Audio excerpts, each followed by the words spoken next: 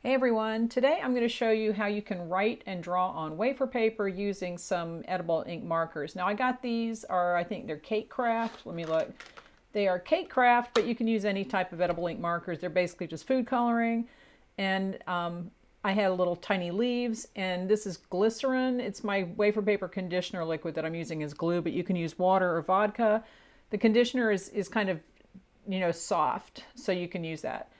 And what I'm doing here is just marking the height. I'm using a cake dummy, but I'm marking the height of the cake with the paper. And you might, if you have a real cake, you probably don't want to lean up against it, but you can go ahead and use a ruler just to kind of see. It's very unusual that a cake is exactly the same all the way around. So you might have little pieces that are higher or lower. It's not a big deal.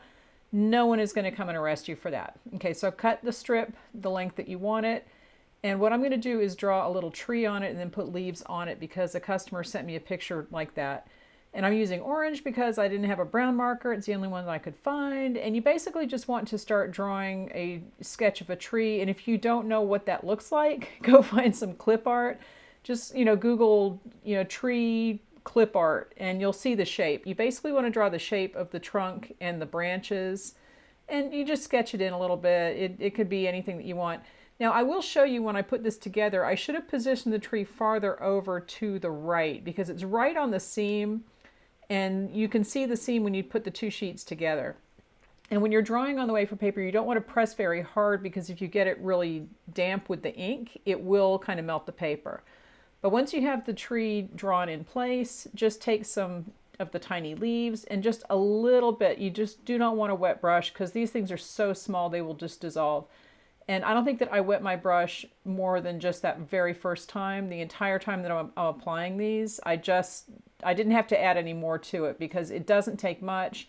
And you just put a little dab on the back of the leaf and then attach it. Now I've sped this up and you can see I'm putting it on the leaf. I think at one point I put, right here I put a little dab on the tree itself or on the paper itself. It's better to put it on the leaves because that is easier to control as far as where it goes on the paper. And this was difficult because these leaves are small. Now these are the tiny oak leaves that I have, and I'm going to add a variation for maple leaves because that's cute, or a mix of the two. But if you have one tree, then you should probably have one type of leaves, and I'll put a link to this in the description of the video, but you can get this wafer paper and the leaves in my on my website in my shop. And see if you stick some up at the top. See, I'm showing you how it kind of sticks up over the top. That will go up over the top of the cake edge, and it kind of makes it look like the tree is extending up off the cake a little bit, which is cute. So just cover this a little bit, put the leaves on there, and then save a few that you can scatter on the base of the cake, or I think I put some on the wafer paper at the bottom, right down here, yeah. Now the one thing I see where I put that leaf, I'll show you in just a sec, there must have been some liquid on the surface, and I'm going to point this out. See that? It made the paper buckle a little bit, so you have to be very careful to keep everything very dry while you're working, because if you don't, you can end up with marks on the paper like that. You can also draw the tree on and then put the wafer paper on the cake and then put the leaves on the cake, and that might be safer. I just did it like this so that I could show you how to do it, and I'm just using a display cake anyway. But if you put the paper on the cake and wrap it around the cake, then you can actually use the seam of the paper, and I'll show you right here.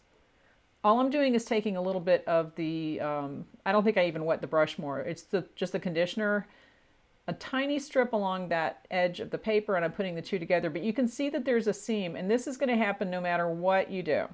You're always going to be able to see the seam. And you could just put the seam together, like wrap the whole cake with the paper and then draw the tree on the seam so that the trunk of the tree covers that up.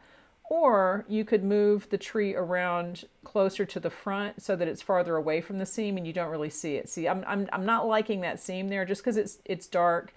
There's nothing you can do about it. And you can move the tree like over here, and that would be better.